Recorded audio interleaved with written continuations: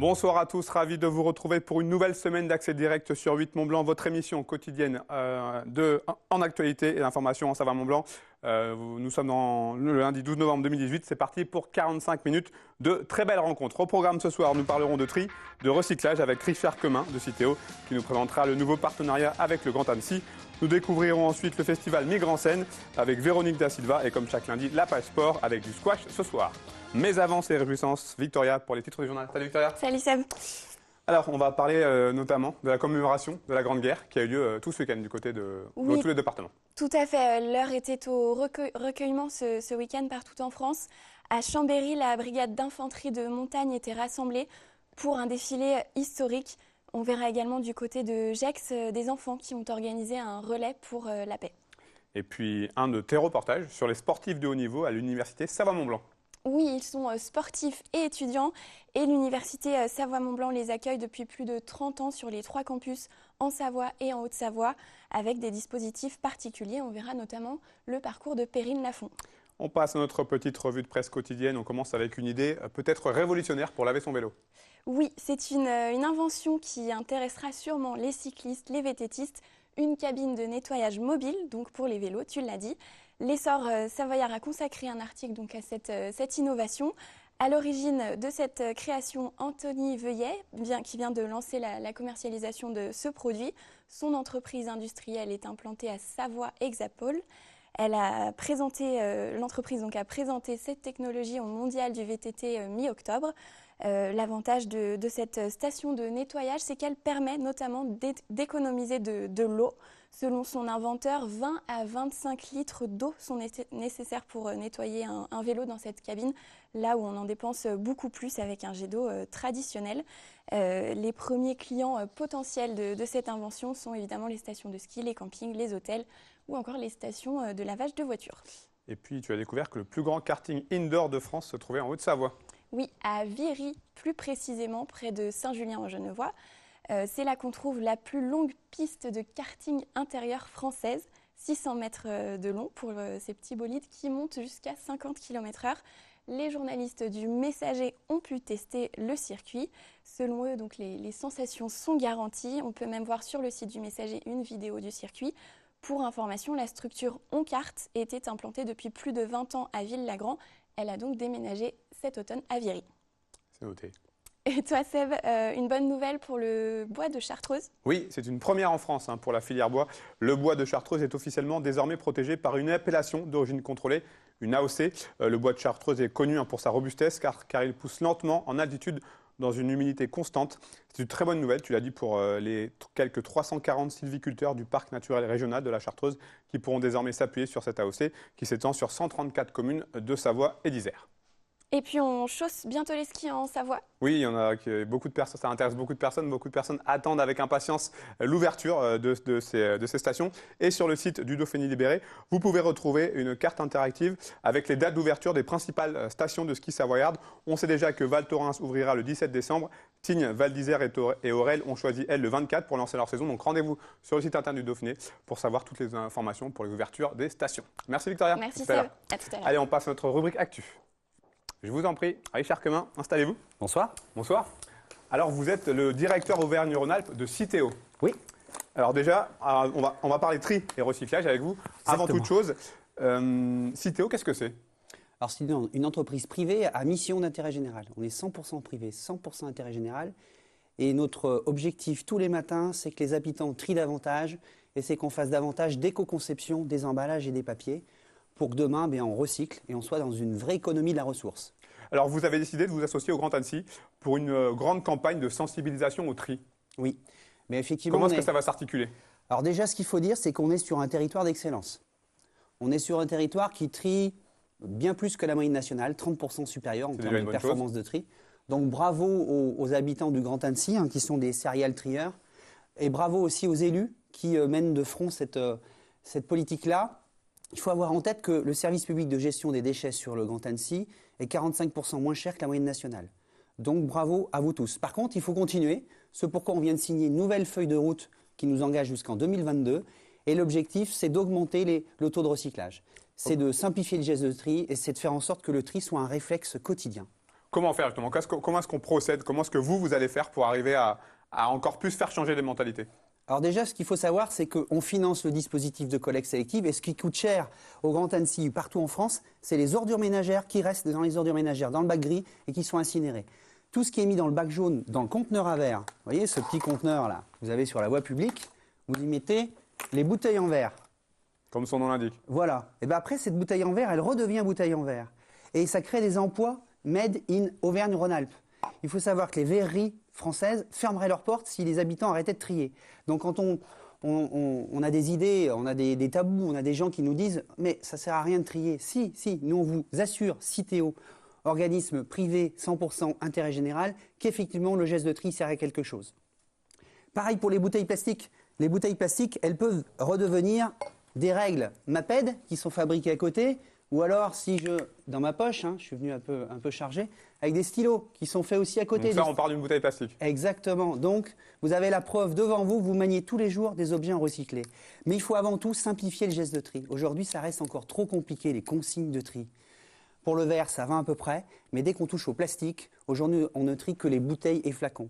Demain, et on prépare avec le Grand Annecy et les Savoie et Haute-Savoie 1 et Isère, une véritable révolution.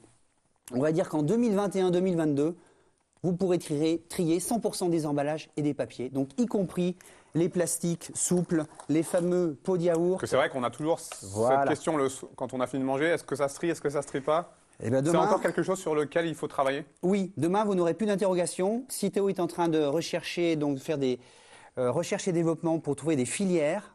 On les trouve. On a trouvé une filière pour les barquettes en plastique de fraises, etc. Ça peut revenir des cintres, des règles, des bouteilles plastiques, des bancs publics. En fait, les solutions technologiques existent. On est en train de les développer. Il faut juste massifier les centres de tri. Il va falloir les moderniser. Il y a un centre de tri à côté, chez Escoffier, qui est pilote, mais qui va s'agrandir. Voilà, on a toutes les conditions pour réussir. Il faut vraiment augmenter parce que, en fait, avec la feuille de route économie circulaire, avec la directive européenne, avec le 7e continent, on ne peut plus se contenter d'envoyer encore la moitié des emballages et des papiers qui sont recyclables en incinération. C'est une hérésie écologique et économique. Donc nous, on fait tout pour inciter le Grand Annecy à développer ses actions. Alors, ça concerne les particuliers, les habitants, oui, mais aussi et surtout les entreprises. Oui, alors les entreprises, il faut l'avoir en tête, quand elles mettent sur le marché un emballage ou un papier, plus cet emballage il va être éco-conçu, moins elle va s'acquitter d'une redevance chez Citeo. C'est quand même 744 millions d'euros qui sont reversés donc aux collectivités locales. Plus les habitants trient, plus Citeo reverse financièrement et ça vient diminuer la taxe dans les ventes d'ordures ménagères. Mais sur les industriels, on fait tout pour que 100% des emballages aient une solution, notamment sur le plastique. On développe toute la filière R&D. Et par exemple, ce que j'ai dans les mains, c'est une préforme, c'est-à-dire que le plastique, vous le triez dans le bac jaune, ça part dans le centre de tri, la bouteille plastique repart chez un industriel spécialiste du plastique, on le transforme en paillettes, ensuite c'est soufflé en préforme et ça redevient une grande bouteille. C'est de l'économie circulaire. Comment faire justement pour changer les mentalités, notamment je reviens sur le monde des entreprises, où on sait qu'il y a encore beaucoup d'efforts à faire? Alors contrairement à ce qu'on pense, en tout cas, oui, un des rares domaines où les déchets baissent, c'est sur les emballages, parce qu'il y a l'éco-conception et parce qu'on les incite à faire de l'éco-conception. Mais ça ne suffit pas. Donc du coup, par contre, les industriels se sont engagés, par exemple, à intégrer plus de matières recyclées dans leurs emballages, ce qu'on appelle les Green Deals. C'est dans le cadre de la feuille de route économie circulaire. Et on a par exemple un grand plasturgiste dans la région, en Haute-Loire, qui s'engage à prendre des milliers de tonnes supplémentaires dans la fabrication de ces nouveaux films plastiques. Mais la condition, c'est que les habitants trient davantage. Aujourd'hui, par exemple, sur les bouteilles plastiques, on est obligé de se fournir en Espagne et en Allemagne parce qu'on ne trie pas suffisamment les bouteilles plastiques. Une bouteille sur deux seulement est recyclée. Ce pourquoi, avec le Grand Annecy, ce qu'on veut faire, c'est que ça devienne un réflexe, qu'il y ait des bacs de tri partout, qu'on trie dans la rue, dans les festivals, au stade de foot, chez soi, dans les manifestations sportives aussi, on n'en parle pas assez. Complètement. Et Grand Annecy a une équipe d'ambassadeurs du tri dynamique qui a investi ce champ-là. Vous êtes optimiste ou selon vous, ça ne va pas encore assez vite? Si, là, il y a un petit coup de boost, donc ça me va très bien personnellement, et puis ça va très bien dans le cadre de l'intérêt général, si on va y arriver. Et on est sur un territoire qui est quand même plutôt moteur, puisqu'on est sur le département le plus élevé en termes de performance de tri de la région Auvergne-Rhône-Alpes. Donc moi, ce que je voudrais, c'est que les autres camarades rattrapent ce département.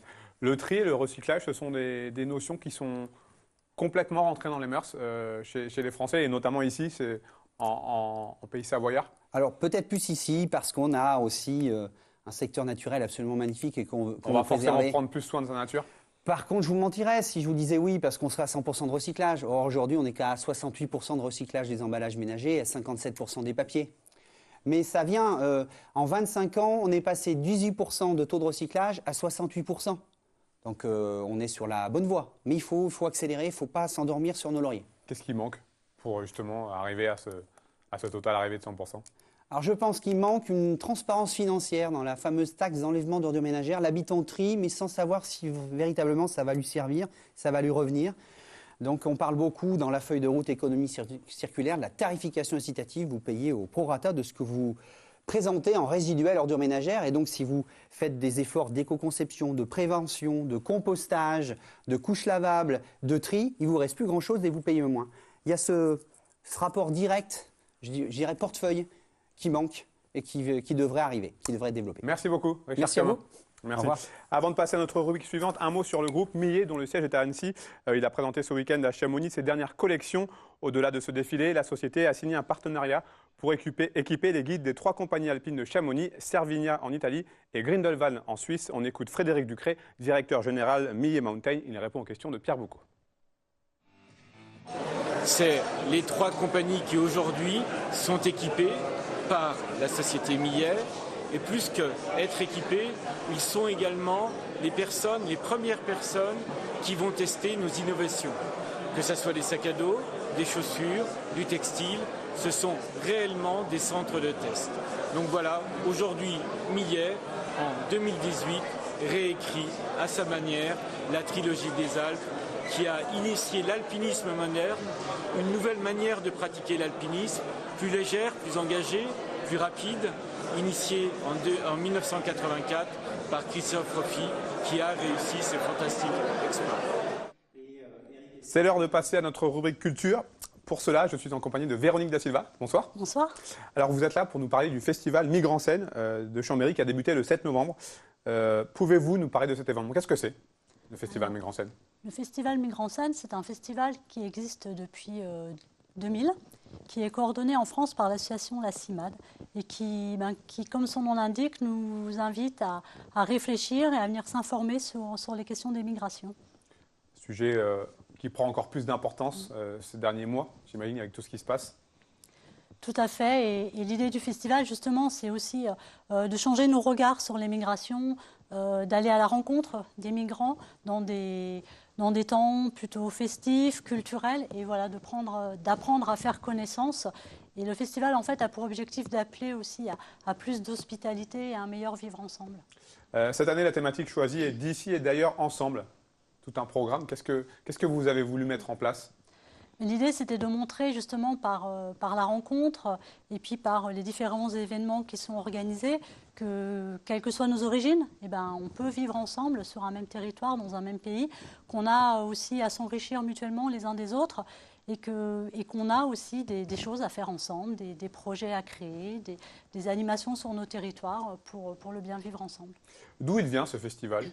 Alors, il a été créé par la CIMAD, il a été créé par la CIMAD en 2006, mais avant, il est né à Toulouse dans les années 2000. Et la CIMAD, en fait, en 2006, a repris la coordination à l'échelle nationale. Et en fait, en Savoie, il existe depuis 2015 seulement, à l'initiative de 4 structures, donc l'ADDKS, le Secours catholique, Pays de Savoie solidaire et le service Relations internationales de la ville de Chambéry. Donc on a démarré très petit en 2015, on avait juste organisé une seule journée d'animation à Chambéry. Et grâce à de nouveaux partenaires qui sont associés au festival, on a pu, depuis 3 ans, développer un festival beaucoup plus ambitieux sur toute la Savoie. Selon vous, pourquoi existe-t-il aujourd'hui un sentiment de rejet aussi fort envers les migrants chez certaines personnes? Mais je pense qu'on est aujourd'hui aussi confronté à une image qui est diffusée dans certains médias. Où une image quasiment tout le temps négative? Tout le temps négative, où on parle d'invasion, qu'on est envahi par les migrants, qu'on n'est pas en capacité de tous les accueillir pour des raisons économiques, qu'il y a du chômage en France. L'idée du festival, voilà, c'est vraiment de changer ce regard et puis de dire de mieux comprendre aussi les parcours de ces personnes, les causes qui ont créé ces départs et pourquoi ils s'exilent dans d'autres pays. Et puis de se dire, l'immigration a toujours fait partie de l'histoire de l'humanité.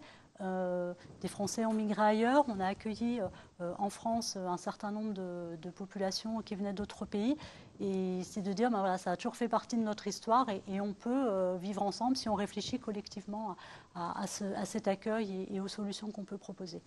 Plusieurs manifestations sont prévues. Il y aura des projections de films, des expositions, des soirées contes, du théâtre, des repas partagés. Le maître mot, c'est la convivialité? C'est la convivialité et la rencontre. Voilà, c'est le maître mot, avec l'idée de proposer un programme éclectique où chacun peut aussi venir en fonction de ses goûts, si vous préférez une projection débat, une conférence, un spectacle de théâtre ou juste venir autour d'un repas partagé, échanger avec des personnes qui viennent d'autres pays. L'idée, c'est vraiment de pouvoir offrir un panel d'animation pour les adultes, mais aussi pour les jeunes. C'est un festival qui a une portée nationale, puisqu'il a été créé à Toulouse et aujourd'hui, il a une portée, il existe dans quasiment une centaine de villes en France. Tout à fait, il est relayé dans une centaine de villes en France, mais aussi en Outre-mer. Vous, quand vous voyez ce qu'est devenu le festival au fil des années, j'imagine qu'il y a beaucoup de fierté? Il y a beaucoup de fierté et puis on se rend compte qu'en fait, les partenaires que nous avons réussi à mobiliser sur ce festival ne sont pas des spécialistes de la question migratoire, ne sont pas des associations qui travaillent au quotidien avec des migrants, mais ce sont des acteurs du monde culturel, des acteurs de l'animation sur les territoires. Je pense à des centres sociaux, à des établissements scolaires qui s'emparent aujourd'hui de cette question et qui ne restent plus entre les mains de quelques associations, de quelques experts, mais qui traversent aussi le quotidien de plein d'autres structures. Pour en revenir à la programmation, est-ce qu'il y a des rendez-vous incontournables? Il y a plein de rendez-vous. C'est toujours la question piège, quand j'invite des gens qui sont là pour un festival. Est-ce qu'il y a vraiment, selon vous, des moments à pas louper? Alors, je vous inviterai à venir le 24 novembre à Chambéry, au Scarabée, pour une soirée justement festive avec un repas du monde qui sera préparé par des migrants accompagnés par le Secours catholique. Et la soirée permettra aussi de rencontrer des femmes syriennes qui ont créé le spectacle Ixadra, qui sera justement proposé par l'Espace Malraux dans le cadre du festival. Et puis, nous aurons aussi une pièce de théâtre montée par des jeunes du Secours catholique de régions diverses et variées sur les questions de l'interculturalité. Donc, un gros temps fort sur Chambéry.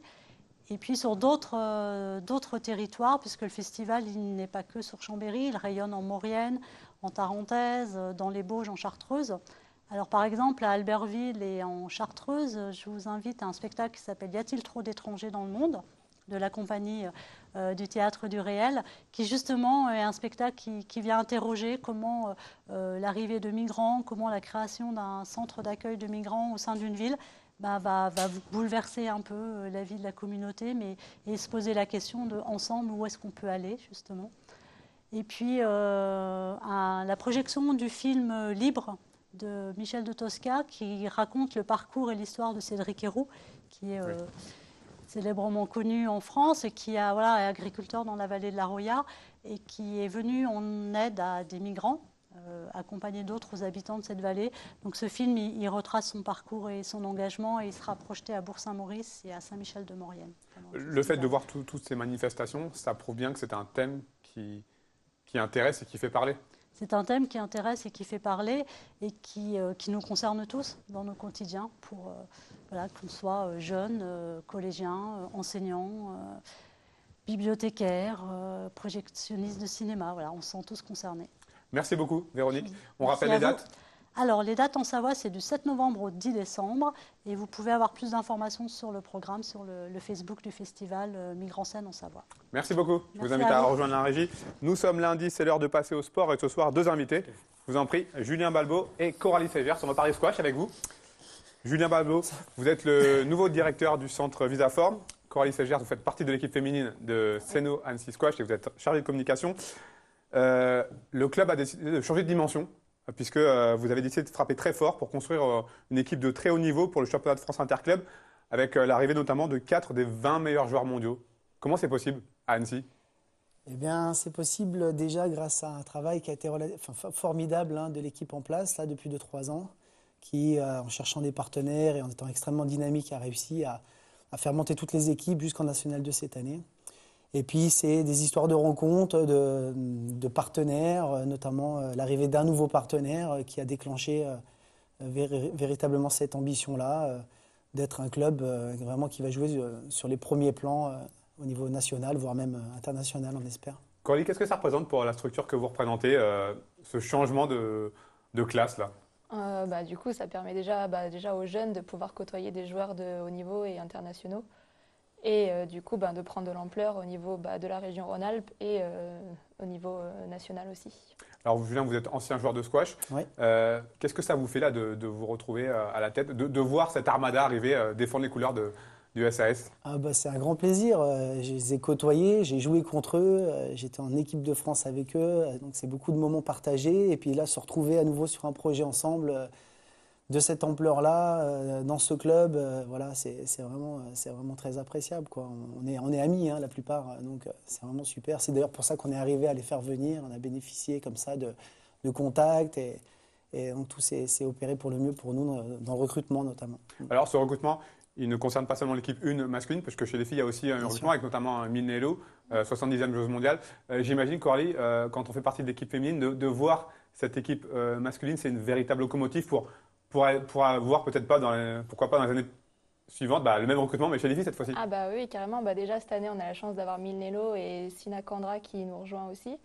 Mais pourquoi pas dans les années futures, oui, avoir aussi une telle émulation dans les équipes féminines. Alors on va écouter Sébastien Singh, le président du club. Nous l'avons rencontré ce vendredi lors de la présentation officielle des équipes. On est un peu à l'inverse. Et beaucoup de changements en très peu d'années. En 4 ans d'existence, on est passé du premier niveau régional à la nationale en espérant à court moyen terme être champion de France. Donc beaucoup de changements, beaucoup de positifs, c'est ça qu'on retient et c'est ce qui nous fait plaisir, c'est former des jeunes, avoir des joueurs professionnels qui constituent la vitrine de l'association, mais pour mettre en avant la commune d'Annecy. Ce qui est le plus important, c'est que nos fondations sont saines. On est une association qui vit bien, 170 adhérents. On a un réseau bénévole qui est fort, que tous les ingrédients sont mis bout à bout, sont très intéressants. Ambitieux mais réalisable, c'est ce qu'on va dire. Alors, on n'a pas encore dit, on n'a pas encore cité les noms de ces fameux joueurs. Donc, la tête de gondole, c'est Grégory Gauthier, qui était encore numéro 1 mondial au début de l'année, sixième joueur mondial aujourd'hui, qui a été champion du monde en 2015. C'est la référence du squash français? Ah oui, c'est la référence. On a eu, par le biais de Thierry Lincou, dans un premier temps, vraiment des joueurs de haut niveau. Et Greg est arrivé ensuite pour relayer et pour prendre le flambeau. C'est la star française, même mondiale. Je veux dire, Greg a maintenant vu sa carrière et depuis toutes ces années dans le top 10 mondial, même dans le top 5 mondial. Je veux dire, c'est vraiment une référence française. On a beaucoup de visibilité grâce à lui et c'est super pour notre sport. Simon Rosner, 5e joueur mondial, allemand. Lucas Serme, le frère de la numéro 1 française, Camille Serme, équipe de France. Benjamin Auclair. C'est vraiment des noms pour les amateurs, pour ceux qui s'y connaissent en squash, c'est vraiment des noms qui font rêver. Complètement. Oui, carrément. Du coup, c'est des joueurs qu'en plus généralement on voit plus à la télé ou sur Internet. Du coup, là, de pouvoir les côtoyer, c'est vraiment exceptionnel, quoi. Alors l'objectif, il est assez clair, en tout cas pour l'équipe 1. Enfin, l'objectif déjà du club, c'est de faire monter toutes les équipes chaque année de division. Et là, pour la 1, on ne peut pas se cacher. Cette année, c'est le titre de National 2, donc ça correspond à la 2e division. Et aller chercher le titre de champion de France dès l'année prochaine. Ah oui, complètement. Avec l'armada et le potentiel qu'on a, on ne va pas se cacher là-dessus. L'objectif, c'est d'être champion de France National 1 élite dès l'année prochaine. Et que dans le sillage, les filles suivent et que toutes les équipes et tous les membres du club puissent évoluer au sein des équipes et évoluer dans des championnats qui sont de leur niveau. Le premier week-end de compétition s'est plutôt bien déroulé du côté de la Corrèze, avec donc une triangulaire, le club de Brive, le PUC et Annecy avec deux victoires, 4-0 et 3-1 si je ne dis pas de bêtises. Oui, ils ont gagné sans trop de problèmes, donc tout va bien. La machine ne s'est pas enrayée. Chez les filles, pareil, vous avez fait le taf, comme on dit, du côté de Lyon? Oui, les deux équipes ont remporté leurs 2 matchs, donc le taf a été fait aussi chez les filles. On va écouter maintenant Grégory Gauthier, le capitaine de l'équipe masculine, numéro 1 mondial, je disais encore en début d'année. Jouer pour mon club, c'est très important. Donc voilà, je suis là, je représente le club sur chaque journée. Malheureusement, je ne peux pas jouer cette journée et la prochaine parce que bon, j'ai eu une fracture au genou. C'est arrivé sur le dernier tournoi aux États-Unis, à l'US Open. Mais je suis là pour supporter l'équipe. Et cette année, voilà, on a pour but de gagner le championnat en National 2. Je pense que ça devra aller avec l'équipe qu'on a. Mais le but suprême, ce serait de gagner en National 1 l'année prochaine. On m'a un peu donné les clés en main pour recruter les joueurs. Après, j'ai pris des joueurs de confiance, des joueurs que je connais, avec qui le courant passe très bien. Alors, on ne s'en rend pas forcément compte quand on ne suit pas forcément la discipline, mais les interclubs, c'est la base pour les joueurs. Oui, bien sûr. Vous représentez votre club. Souvent, c'est le club dans lequel vous avez commencé. Voilà, comme dans n'importe quel sport. Après, derrière, c'est le club pour lequel vous allez vous investir dans le championnat. Et c'est l'image que vous donnez après sur le territoire français qui est important. L'objectif aussi avec ce changement de cap, c'est donner une meilleure visibilité au squash. Aussi, et surtout, ça reste un sport confidentiel, on manque de visibilité. Pourtant, à 8 Mont-Blanc, on en parle. Hein. On essaie en tout cas. Merci pour ça. Ouais, on manque de visibilité, très clairement. Voilà, on n'est pas au JO, donc on va se battre pour rentrer dans 2024 d'ailleurs. Et donc, avoir comme ça de tels champions, enfin, ce niveau-là sur Annecy, c'est quelque chose en termes de visibilité qui est extrêmement importante pour nous et pour le sport, surtout pour le squash en France, bien sûr. Coralie, c'est aussi important pour le club, puisqu'on l'a vu avec l'interview de Sébastien Singh, le président. C'est pas que l'équipe 1 féminine, c'est pas que l'équipe 1 masculine. Il y a tout un cycle derrière, il y a beaucoup de jeunes. Vous avez une grosse partie de formation. Exactement. Du coup, en fait, le but, c'est de faire monter toutes les équipes et que chaque joueur puisse se retrouver au sein de l'association, que ce soit en compétition, en loisir, et de faire monter les jeunes aussi avec l'école de squash, où il y a 40 jeunes qui sont sur l'école de squash. Donc du coup, le but, c'est que tout le monde puisse trouver sa place et pouvoir jouer au squash et se faire plaisir. Ce vendredi a été évoqué, alors, je ne sais pas si c'est en off, mais la possibilité d'un jour arriver à avoir un pôle espoir, un vrai centre de formation. C'est d'actualité, c'est l'objectif. On travaille là en ce sens. L'objectif, c'est d'ouvrir un centre d'entraînement régional sur Annecy. Et le projet est dans les tuyaux, on commence. C'est un gros boulot. On doit rencontrer les établissements scolaires, tout ce qui va permettre de mener à bien ce projet. Et donc le vrai objectif est d'ouvrir ça en septembre 2019 pour les premiers jeunes, les premiers athlètes. On sera là. Victoria, de retour pour le rappel des titres du journal. On va commencer forcément avec la commémoration du centenaire de la Grande Guerre. Oui, l'heure était au recueillement ce week-end partout en France. À Chambéry, la brigade d'infanterie de montagne était rassemblée pour un défilé historique. On ira également du côté de Gex où les enfants des écoles ont organisé un relais pour la paix. Puis on vient d'entendre Perrine Lafont que tu as rencontré, puisque certains sportifs de haut niveau allient études et sports de haut niveau. Ça se passe du côté de l'université Savoie-Mont-Blanc. Exactement, l'université qui prévoit des parcours particuliers pour ces sportifs athlètes de haut niveau. Depuis 30 ans, ces parcours aménagés existent. On verra plus en détail ces dispositifs. Merci beaucoup Victoria, tout de suite c'est l'heure de la pub. On se retrouve dans 3-4 minutes pour le journal de la rédaction. A tout de suite sur 8 Mont-Blanc.